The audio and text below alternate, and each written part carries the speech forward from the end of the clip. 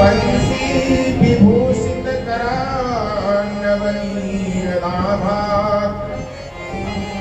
पीताम्बरातरुणबिम्बफलाधरोष्ठा धूलीन्दु सुन्दरमुखात् अरविन्दनेत्रात् कृष्णात् परं किमपि तत्त्वमहं न जाने। नारायणं नमस्कृत्य नरं चैव नरोत्तमं देवीं सरस्वतीं व्यासं ततो जयमुदीरयेत्। मनोजवं मारुततुल्यवेगं जितेन्द्रियं बुद्धिमतां वरिष्ठं वातात्मजं वानरयूथमुख्यं श्रीरामदूतं शरणं प्रपद्ये। सरस्वती महाभागे देवी कमललोचने विद्यारूपे विशालाक्षी विद्यां देहि नमोस्तुते भक्तिं देहि नमोस्तुते। कवि जीवनदायिनी हंसासिनी हम सादर शीस झुकाए तुम्हें। कवि जीवनदायिनी हंसासिनी हम सादर शीस झुकाए तुम्हें।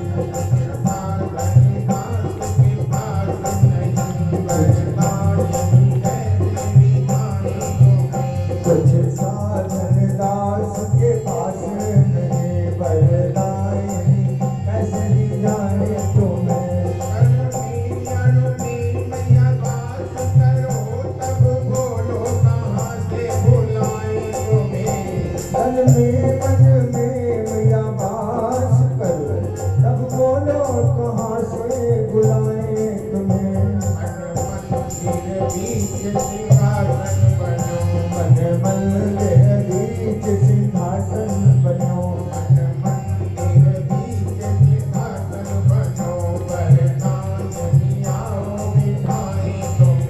मन मंदिर बीच सिंहासन बनो वरदायिनी आओ रिझाए तुम्हें।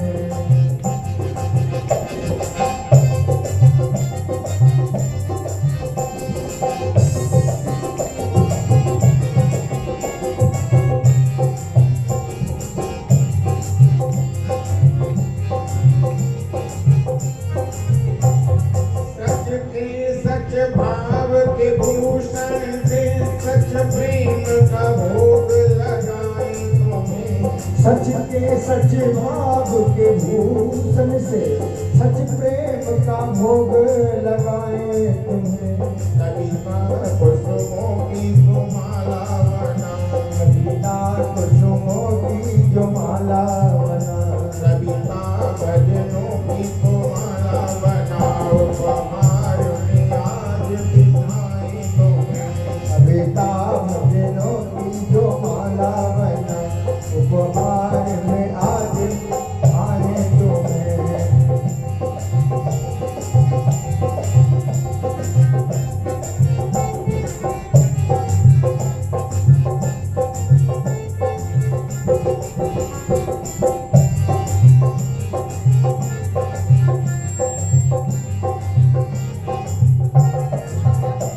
तुमसे मिले कभी बाप जने सस्नेह से भेंट चढ़ाए तुम्हें। तुमसे खिले ससिताम है सस्नेह से भेंट चढ़ाए तुम्हें।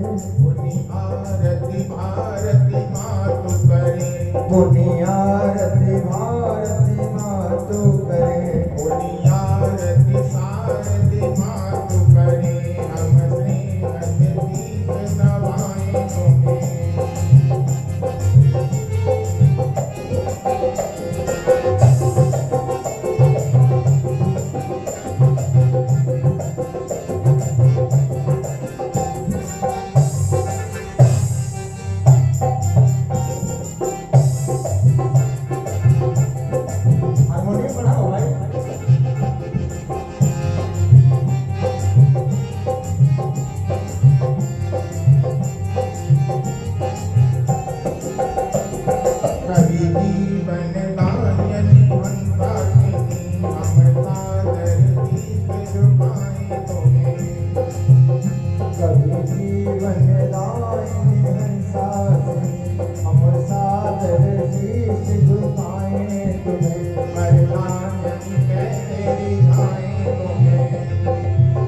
परदायिनी कैसे दिखाए तुम्हें, हम सादर शीश झुकाए तुम्हें।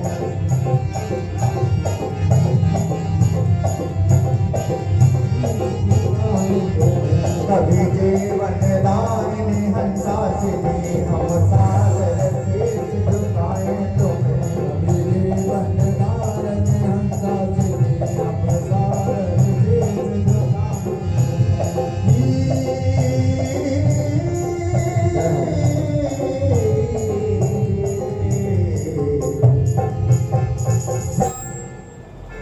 बोलिए सरस्वती मैया की, श्री गणपति महाराज की। राम राम श्री राम। अनंत कोटि ब्रह्मांड नायक परात्पर परमात्मा परम ब्रह्म परमेश्वर परम पिता परम ऐश्वर्य संपन्न सर्वाधार सर्वनियंता सर्वंतर्यामी सर्वेश्वर सर्वज्ञ जगत पिता जगदीश्वर जगत आत्मा जगत हेतु श्री शक्ति अनंत शक्ति परम शक्ति आदि शक्ति के युगल चरणों में सादर वंदन अर्पित करते हुए अंतरिक्ष में विद्यमान 33 कोटि देवी देवताओं के श्री चरणों में सादर नमन निवेदित करते हुए समक्ष उपस्थित मंदिर परिसर में समस्त दिव्य देवताओं के श्री चरणों में सादर नमन निवेदित करते हुए अनंत कोटि सब संत महात्माओं के श्री चरणों में कोटि कोटि नमन निवेदित करते हुए समक्ष उपस्थित सभी भक्तों के हृदय रूपी आंगन में विहार कर रहे श्री रमण बिहारी जी के चरणों में सादर वंदन अर्पित करते हुए आज तृतीय दिवस की कथा अमृत गंगा के प्रवाह में प्रवेश करें कहते हुए बड़ी सुख की अनुभूति हो रही है कि कलिकाल के समय में और हमारे गुप्ता परिवार की ओर से भवसागर को पार करने के लिए ये शिव महापुराण रूपी नौका तैयार की गई है और जो भी भक्त आकर के इस नौका पर अपना चरण रखता है तो मानना चाहिए कि भवसागर से तो उसको पार जाना ही है। भव बाधा में उसको पड़ना नहीं पड़ेगा, भवसागर तो उसको पार हो ही गया। और बस भक्ति रस में यहाँ जो अवगाहन हम लोग करते हैं उसका ब्याज है। देखिए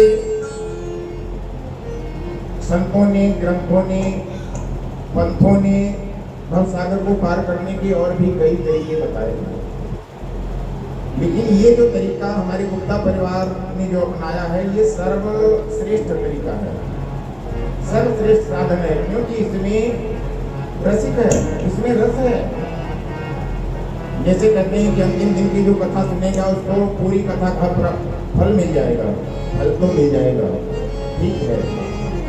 शास्त्र कहता है तो झूठ नहीं कहता, सही कहता है। जो 6 दिन की कथा ना सुने 7वें दिन की कथा का श्रवण कर ले भाव के साथ श्रद्धा के साथ उसको फल तो पूरा मिल जाएगा, लेकिन ये रस कहाँ मिलेगा?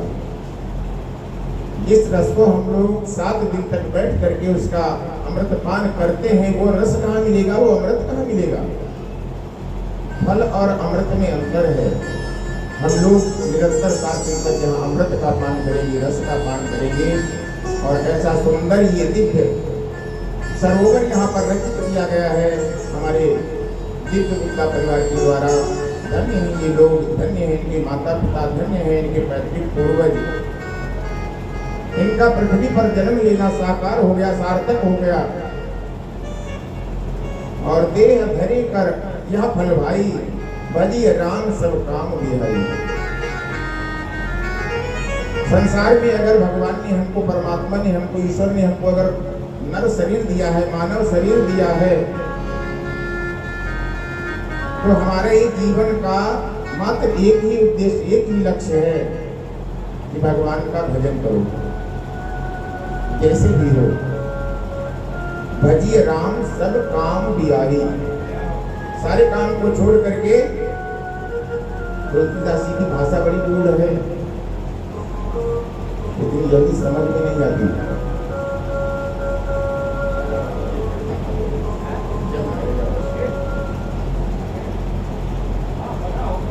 राधे। तुलसीदास जी ने लिखा, भजिए राम सब काम बिहाई। काम के यहाँ पर दो अर्थ हो गए, यहाँ पे श्लेष अलंकार लगा दिया तुलसीदास जी ने। एक तो काम जो हम हाथों पैरों से काम करते हैं, उस काम को छोड़ करके भगवान का भजन करना चाहिए। लेकिन उस काम को अगर छोड़ देंगे तो जीविका कैसे चलेगी, परिवार का जीवन यापन कैसे होगा। यहाँ पर श्लेष अलंकार दिया है, काम का मतलब है जो काम, क्रोध, मद, लोभ, मोह, षड विकार हैं, इनको त्याग करके और हमको भगवान का भजन करना चाहिए। तुलसीदास जी की भाषा बड़ी सरल है और बहुत गूढ़ है। एक मजदूरी करने वाला व्यक्ति भी उनकी भाषा को समझ लेता है, उसको गा लेता है कि मंगल भवन अमंगल हारी, द्रगो दशरथ अजिर बिहारी, सब गा लेते हैं। और महाज्ञानी, ज्ञानी से भी बड़ा ज्ञानी जो हो, वो भी इसमें अगर डूबता है तो कहता है इसमें इसका अंत नहीं मिला। ज्ञानी भी इसमें डूब जाते हैं, ऐसी सुंदर भाषा है। तो काम, क्रोध, मद, लोभ, मोह इत्यादि ये 6 विकारों को छोड़ करके भगवान का भजन करो। इसीलिए हमको ये मानव शरीर मिला है और इसीलिए यहाँ पर हमारे इस परिवार में ऐसा सुंदर आपके लिए सरोवर तैयार किया कि आइए इस सरोवर में। शिव का मतलब होता है कल्याण, शिव माने कल्याण, और शिव महापुराण, कल्याण का महापुराण मतलब महान सरोवर। हमारे कल्याण के लिए महासरोवर यहाँ पर इसकी रचना की गई है और 7 दिन तक इसमें अवगाहन करने का सुंदर अवसर हमको बिना कुछ खर्च किए, केवल समय खर्च करके प्राप्त हो रहा है। बाकी की व्यवस्था भगवान ने कर दी है, हनुमान जी ने कर दी है। और इसमें अगर हम फिर भी आकर के अवगाहन ना कर पाए, फिर भी हमारे मन में अगर संसार बसा रहे, फिर भी हम घर परिवार में रचे बचे रहें, तो हमसे बड़ा भागा संसार में और कोई नहीं होगा। देखिए, हमको लगता है कि हमारे बिना परिवार ये चल नहीं पाएगा। जब तक हम घर में हैं तब तक परिवार चलता है, हमारे ना होने के बाद में परिवार समाप्त हो जाएगा। लेकिन भैया सच बताएं, ये परिवार हमको कभी नहीं चाहता है। परिवार तो हमको एक आंख से भी देखना नहीं चाहता, केवल हमारी कमाई चाहता है। और जब तक हम कमाई करने के लायक हैं तब तक ये परिवार हमको सम्मान देता है, हमारी आज्ञा का पालन करता है। और जिस दिन ये हाथ पैर हमारे थक जाएंगे, ये परिवार एक आंख से भी हमको देखना नहीं चाहेगा। जो भी आएगा देखेगा, अरे देखो गुड्डा पड़ा हुआ है, पता नहीं कितने दिन और पड़ा रहेगा, पता नहीं भगवान ने इसको मौत भी नहीं दी। यही होगा। अच्छे अच्छे लोगों को हमने देखा है। अपने नगर में ही एक सेठ का मैं आपको बताऊं, इतने बड़े सेठ हैं, बहुत अन्न का बहुत बड़ा भंडारण करते हैं अपने शाहजहांपुर में। लेकिन जब शरीर थक गया, बच्चे पानी को नहीं पूछ रहे हैं। सत्य घटना है। कोई किनारे देखने को नहीं जाता है जिसको पानी चाहिए कि चाय चाहिए या कोई औषधि चाहिए, देखने नहीं जाता। क्या मिला तुम्हें कमाई करके? और मेरे देखते देखते ऐसी कमाई करते थे, झूठ कपट की कमाई करते थे, कमाई करके बहुत धन संचित कर लिया, लेकिन कोई काम नहीं आया। अभी थोड़े दिन पहले आप लोगों ने देखा, भगवान शिव ने एक कृपा भेजी थी पृथ्वी पर, उसमें अपने भी अपनों को छोड़ करके दूर चले गए थे। कोई किसी के पास निहारना नहीं चाहता था।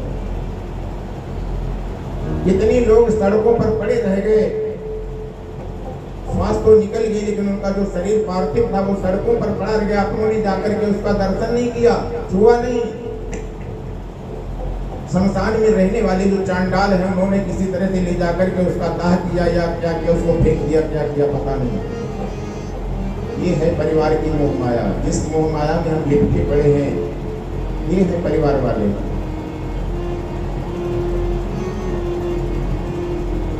इसलिए संसार से सुख की कामना न करते हुए मेरे भगवान से, मेरे देवादिदेव महादेव से लग जाओ, क्योंकि भगवान के भक्त कभी बिगड़ते नहीं, उनका कभी अहित नहीं होता। भगवान उतना ही करते हैं जितने में मेरे भक्त का हित हो।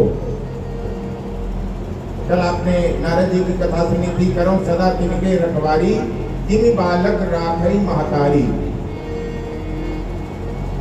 माँ बच्चे को किस प्रकार रखती है, उसको पता है मेरे बच्चे को किस समय शौच करना है, किस समय इसको दूध पीना है, माँ सब जानती है। बच्चा अगर छोटा रोने लग जाए तो माँ को पता है क्यों रो रहा है, भूख के लिए रो रहा है या इसको कुछ दर्द हो रहा है। भगवान के इसी प्रकार हम भक्तों की रखवाली करते हैं। लेकिन एक बात ध्यान रखना, बच्चा प्रेम से सोता रहे, माँ पूरे दिन उसको छोड़ने नहीं जाएगी। बच्चा जब रोने लगता है तब माँ जाकर के उठाती है। तो इसी प्रकार से भगवान हमारी माँ हैं, पिता हैं। उनके सामने जब तक हम रोएंगे नहीं, वो हम पर ध्यान नहीं देंगे। और रोना भी कैसा, बच्चा जब तक धीरे धीरे रोता है।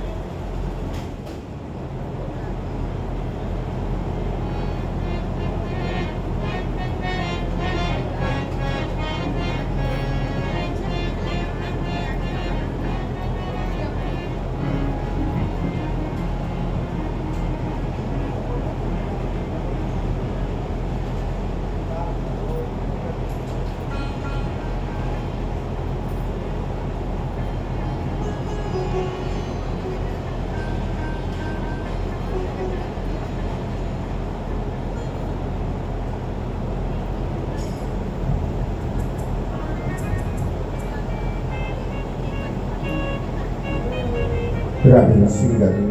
बोलिए देवादिदेव महादेव महाराज। बच्चा जब तक धीरे धीरे रोता है, माँ उस पर ध्यान नहीं देती, काम में लगी रहती है। और जब ही बच्चा चीख करके रोने लगता है, माँ तुरंत जाकर के सारा काम छोड़ देती है, तुरंत जाकर के अपने बच्चे को उठा लेती है। इसी प्रकार हम भगवान के सामने जब अस्त्रपात करेंगे, आंसू बहाएंगे और